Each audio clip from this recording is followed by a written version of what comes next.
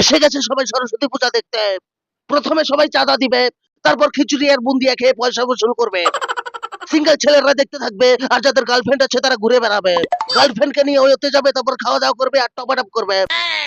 যারা সারাদিন মোবাইলে ফেসবুক ঘেটে বেড়ায় তারা সরস্বতী পূজার দিন সরস্বতী মায়ের কাছে বই জমা দিয়ে বলে, মা পাস করিয়ে দিও।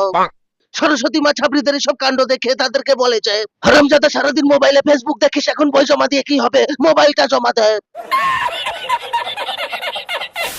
কিরে টাকলু, সরস্বতী পূজার চাঁদা দিবি না? এটা কি ফুফু করছিস? আবে চল ভাগ এখান থেকে। আরে শালা, চাঁদা দিবি না? আরে শালা, টাকা পয়সাই নেই, চাঁদা দেবো কোথা থেকে? সিগারেট খাচ্ছিস আর বলছিস টাকা নেই? 5 টাকা দিয়ে কি হবে? এই সিগারেট কোথা থেকে কিনেছিস? টাকা আছে বলেই তো কিনেছিস। আমি কিনেছি নাকি? ও বাড়িতে বানিয়েছিস? তোর পকেটে কি আছে? আরে পকেটে টাকা নেই। আরে বেটা বাহ, এটা কেমন কথা?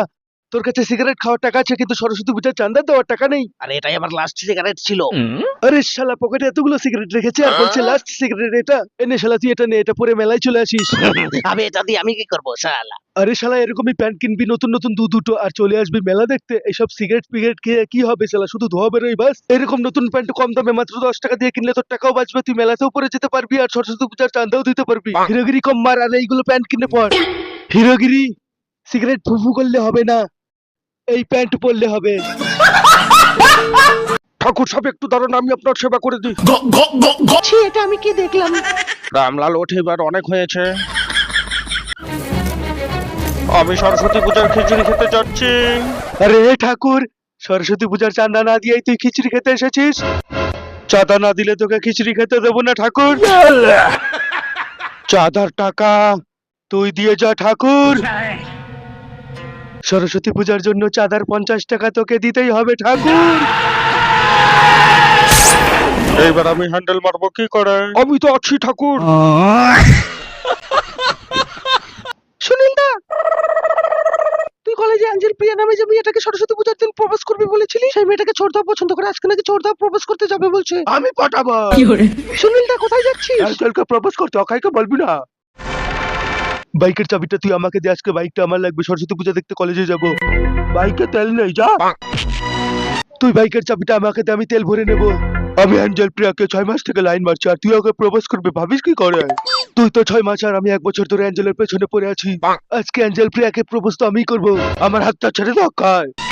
দাদা, আমি তোকে যেতে দেবো না। টুকুস টুকুস টুকুস টুকুস টুকুস টুকুস টুকুস টুকুস। এই বছরে তোমাদের দেওয়া সরস্বতী পূজার প্রসাদ শুধুমাত্র খিচুড়ি আর ঘাটি খাবো না আমি।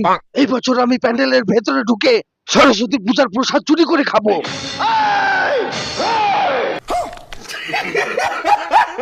তুই শুধু আমাদের দেওয়া প্রসাদ খাবি, কারণ তুই সরস্বতী পূজার চাঁদা দিসনি। তুই শুধু খিচুড়ি আর ঘাটি খাবি, তোকে লুচি পায়েস আর বুন্দিয়া দেবো না।